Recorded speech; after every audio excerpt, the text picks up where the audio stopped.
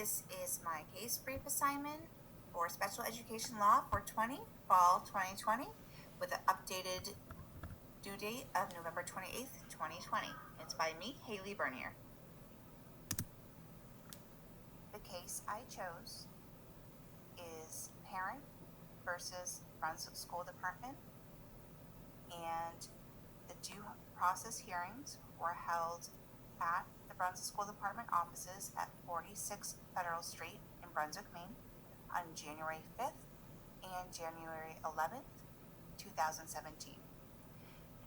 And on the slide, I left a link of the webpage where you can find the case, and it is under the due process hearings under the year 2017.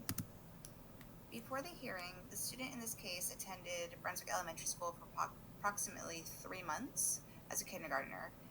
However, during preschool, the student received early childhood special education through Child Development Services. He was identified as having other health impairment due to a developmental delay that impacted his social and adaptive skills, spatial learning skills, and ADHD.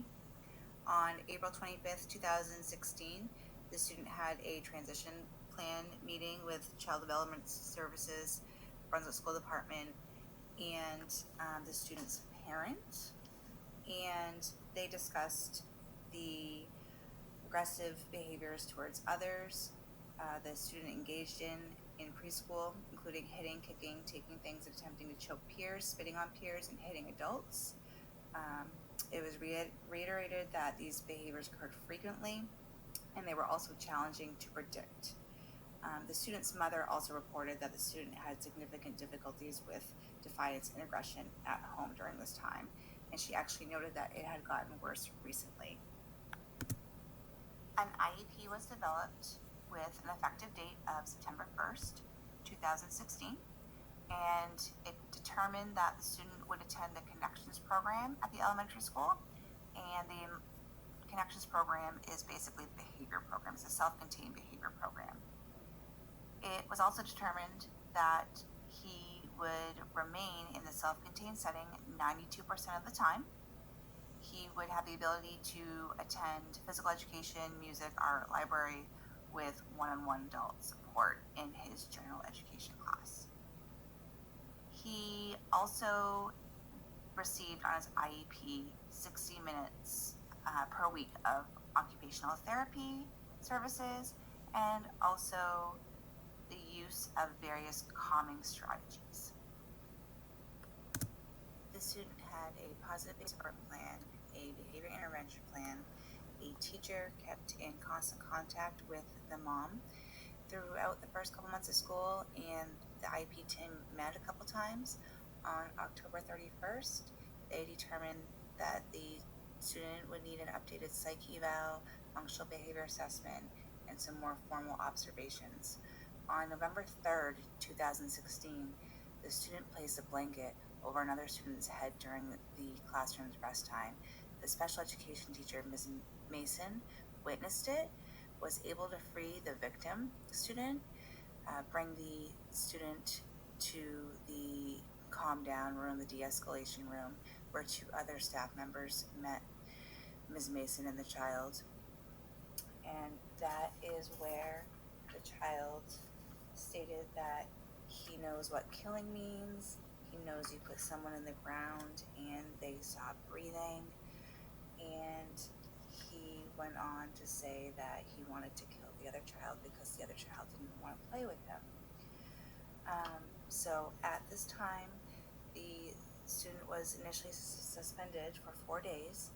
And then after realizing that the blanket was most likely a weapon, they just decided to extend the suspension for 10 days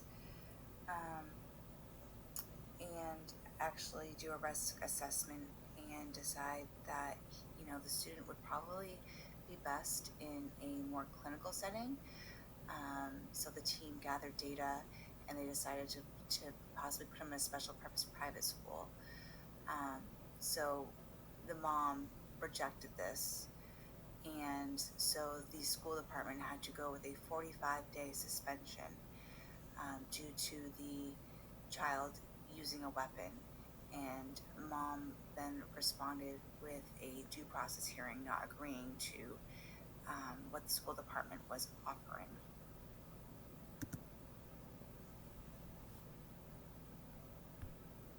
Issues of this case brief are: would returning the student to the Connections program at school be substantially likely to result in injury to the student or others? Did the school violate the IDEA by changing the student's placement in excess of 10 days following a behavioral incident on November 3rd, 2016, without first conducting a manifestation determination?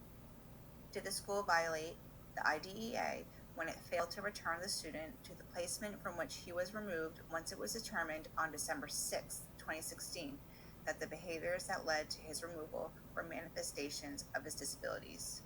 Did the school violate IDEA when it removed the student for 45 days based on its assertion that the student carried or possessed a dangerous weapon, as the term is defined in 18 U.S.C. Section 930 G2 at school on November 3rd, 2016? If a violation is found, is the violation procedural or substantive? Did the violation deprive the student of FAPE?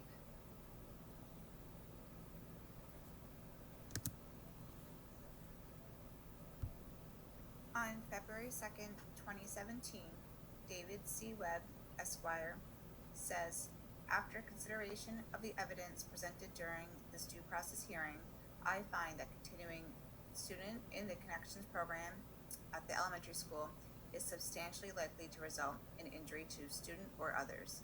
Accordingly, it is hereby ordered that the student should be placed in an appropriate interim alternative education setting, or IAES, for not more than 45 school days pursuant to the above quoted federal and state regulations.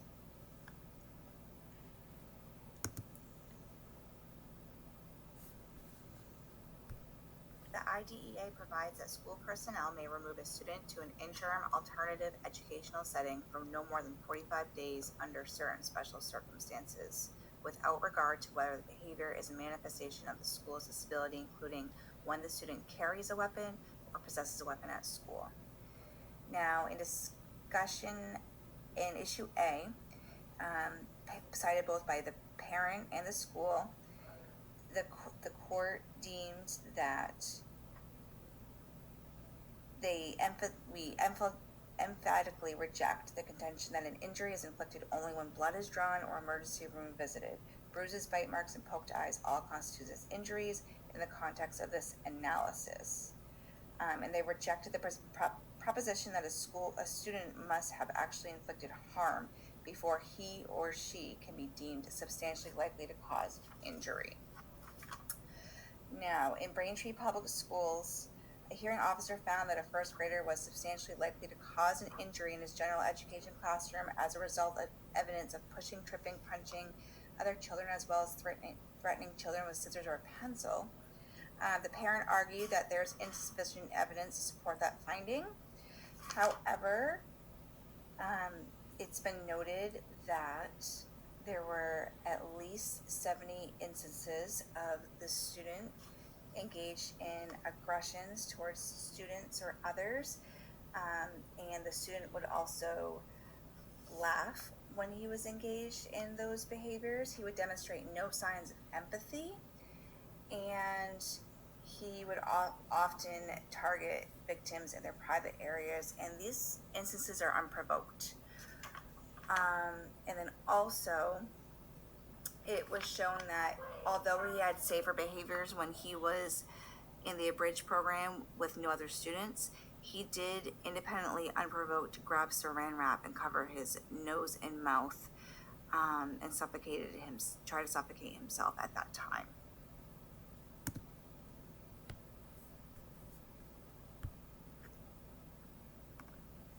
Main regulations require that a manifestation determination process occur within 10 school days of any decision to change the placement of a child with a disability. And the school department was determined to be in harmless error of that, because they had their meeting on December 6th and determined the student's behavior was a manifestation of his disability. However, the school decided to change the placement to a therapeutic day treatment setting on November 16th. And because the mom appealing and also the student's mother requesting her lawyer attorney present, the school was deemed to not be liable for being out of the date range of the 10-day requirements. Also, the IDEA defines the term dangerous weapon as a weapon, device, instrument, material, or substance, animate or inanimate object that is capable of causing death or serious bodily injury. And the case, the hearing used Scituate Public Schools as a case to talk about a dangerous weapon. And in this case, a student used a principal's necktie and pulled it hard and hung on to it to the point where the principal could not breathe. The principal had red marks on his neck for several days. However, the hearing officer in that case determined that the necktie did not cause serious injury. So in this case, they proceeded to think about, was the blanket used a weapon? And it was determined that the blanket, like the necktie in Scituate, did not readily cause serious bodily injury upon the student's engagement of his victim. And the hearing officer says he has no evidentiary basis from which he can conclude that the blanket used by the student was a weapon, as it was not readily capable of causing death or serious bodily injury. And that led, all these cases led to the hearing officer ordering that the student should be placed in an appropriate interim alternative educational setting for not more than 45 school days to all the quoted federal and state regulations.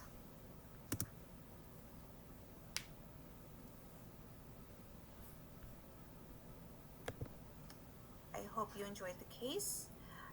My critical thinking question is, do you agree that the blanket should not be deemed a weapon?